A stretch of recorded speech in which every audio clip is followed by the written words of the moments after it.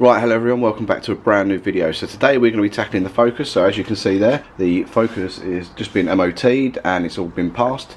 However, on the journey there, what I noticed was that the speedometer and all my gauges have not been working. So I had a similar problem with Fiesta, but in the Focus now, basically the speedometer is at 0, the rev counter's not working, I've got half a bar of boost the whole journey and apparently only half a tank of fuel. So I don't know what fuel I've got, don't know what speed I'm doing, so it's no good to me. This should be a nice easy fix. Now the reason I think it's doing it is because my lovely garage here, my garage is one of them old prefabs, so it's just made out of concrete panels. Condensation gets in here, water gets in here, and I've noticed that a lot of my tools, a lot of the metal tins that I've got, they all seem to get really wet. So basically keeping your car in a garage is no good. So what's happening is all the water I think is getting onto the clocks. The clocks obviously are sort of having a hissy fit and not knowing what to do.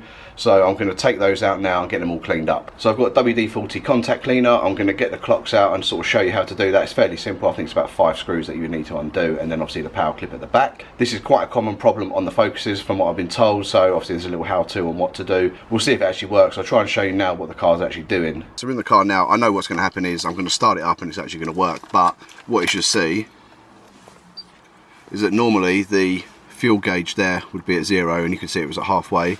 I've got half a bar of boost here apparently, if you can see that. So when we start it up, let's see what happens.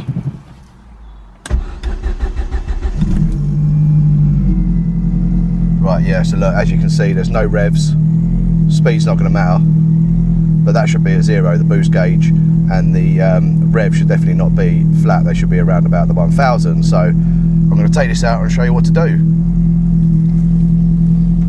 So on the Focus, you've basically got a screw here, and a screw here. Then you have to pop out the boot button. I'll have to pop out my boost gauge, which just sort of pulls out like that. It's fairly easy, nice easy job. And then there's normally 2 screws, one here and one here. There might be some up there, I'm not sure, but basically they will then allow me to pull the clocks forward, unplug them, put them in the garage, and then we can sort of clean them up. So I'm not going to show you that, because that's pretty boring, but yeah, just undo the screws that are around the binnacle, do the 2 screws here. If I come across anything that you need to do, then obviously I'll let you know. However, you may need to undo the 2 that are underneath the steering column here, which basically lifts this piece off here, and then you can get to the screws. But I'm going to try it without it first and then sort of see how we go. Okay, so that wasn't too hard. Basically, once you took the binnacle around the top bit off here, then 3 screws, there was 1, 2, 3 and 4 Phillips that I had to undo as well. And then you then kind of have to like pull it down this way, wrestle it out a bit, and then you have to get to the plug at the back, which is a bit awkward, but we got there in the end. So that's what it looked like. I'm hoping now that what I want to be able to do is get to the circuit ball, so I'm going to try and unclip it and be as careful as I can, because I don't really want to break this, because you can't seem to get hold of them. So obviously these are all the bulbs here that you can change, I guess. So if you have a bulb ever goes, you can get these changed. So there is a couple of little torque screws here that I can undo, and I'm hoping can get to the electronics, give it a little spray, dry up the components, and then put it back in and it works, but we shall see.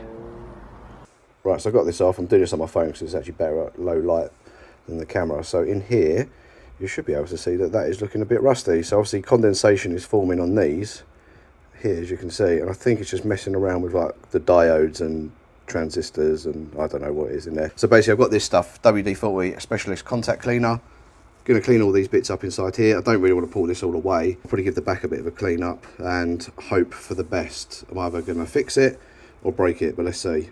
Right, okay, so I've got the clocks back in, and the bit at the back, the little switch or the little clip, is really fiddly to do. But however, you can see it's got half a tank there now and boost is still at half. But if I turn it on the battery, everything sort of resets itself back to 0. And then if we start it,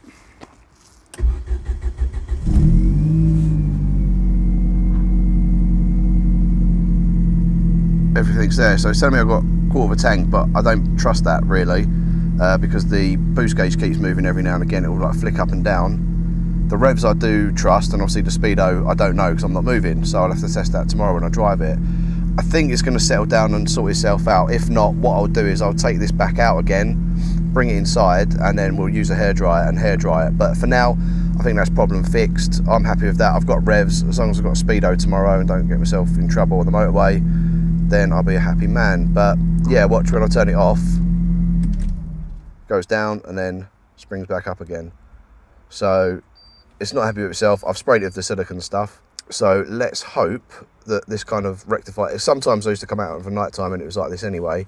Who knows, but I think that's going to fix it, and we'll sort of see tomorrow, because I'm going to do a POV in this tomorrow as well. What I've done is I used this hairdryer or heat gun to put it on heat number 2, and then basically dried up all the circuitry on the speedometer and all of the electronics. So I put this back in the car now, and I've tested it like you can see, and it kind of half works, half doesn't, but I'm taking the car out tomorrow, so I'm going to leave the car out here overnight to hopefully dry off. So obviously the car's been in the garage and getting condensation, so if I leave it outside, leave the windows cracked for a little bit, I'm hoping that will dry it all out, and then by tomorrow when we start driving it, it's all working. So you'll see that in the POV video coming up very soon. So a nice easy video for me today, nice and easy for me to do. I haven't actually managed to cut my hands at all like you normally do when you're working on cars. It's just 5 easy bolts, and that was about it. Right, so if you're new to the channel, thanks for watching. Consider subscribing to the channel, give us a thumbs up if you enjoyed it, give us a thumb down if you didn't. So after the MOT, I've noticed obviously the rust on the car, so I need to get that looked at, but I can say that in most videos, I never bothered doing it.